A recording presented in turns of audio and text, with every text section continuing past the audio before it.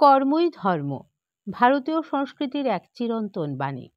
আমাদের দৈনন্দিন জীবনের প্রতিটি প্রয়াস, প্রতিটি কাজের পেছনে লুকিয়ে আছে এক সৃষ্টিশীল শক্তি। সেই সৃষ্টিশীল শক্তির আরাধনাই হলো বিশ্বকর্মা পুজো।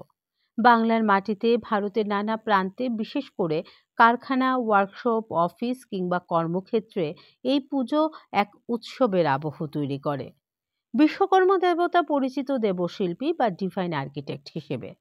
পুরাণে বলা হয়, স্বর্গলোকের ইন্দ্রপ্রাসাদ, মহাসাগরের দ্বার, এমনকি শ্রীকৃষ্ণের দ্বারকা নগর সবই বিশ্বকর্মার সৃষ্ট।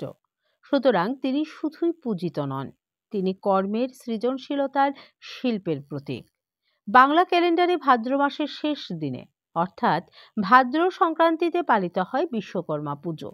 এদিন ভোর থেকে শুরু হয় প্রস্তুতি। কারখানা, ছাপাখানা, গ্যারাজ, দোকান, অফিস সব জায়গাতেই সাজসজ্জার ছোঁয়া। যন্ত্রপাতি পরিষ্কার করা হয়, ফুল দিয়ে সাজানো হয়, আর তাদের সামনে পুজোর আয়োজন করা হয়। কর্মই এখানে দেবতা। বিশ্বকর্মা পুজো মানেই ঘুড়ির যুদ্ধ। শহর, গ্রাম সর্বত্র আকাশ ভরে ওঠে রঙিন ঘুড়িতে। ছোট বড় সবাই মেতে ওঠে এই আনন্দে।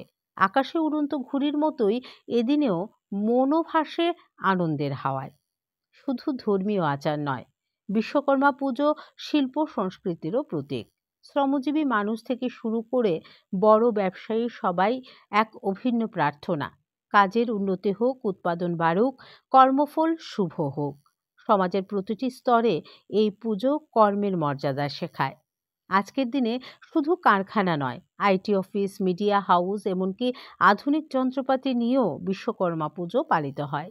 এর মধ্যে রয়েছে এক সুন্দর বার্তা: যুগ যতই বদলাক, কাজের প্রতি শ্রদ্ধা আর সৃষ্টিশীলতাকে প্রণাম জানানোই আমাদের কর্তব্য।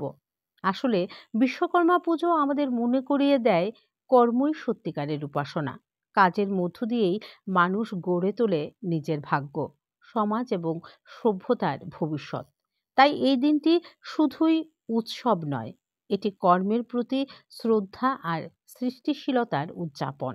যন্ত্রের সামনে প্রণাম মানে যান্ত্রিক জীবনের বন্দনা নয়, বরং কর্মের মাধ্যমে আলোকিত মানব জীবনের প্রতিজ্ঞা।